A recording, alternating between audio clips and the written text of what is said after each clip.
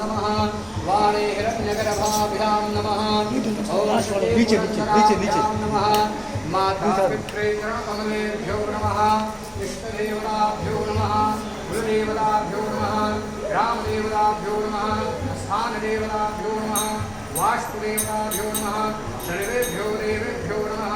सर्वेभ्यो ब्राह्मणेभ्यो नमः ओम शक्तिबुद्धिसहिताय श्रीमन्महागणाधिपतये नमः ओम समुखश्चैकदन्तश्च कपिलो गजकर्णकः लम्बोदरश्च विकटो विघ्ननाशो विनायकः धूम्रकेतुर्गणाध्यक्षो भालचन्द्रो गजाननः द्वादशैतानि नामानि यः पठे शृणुयादते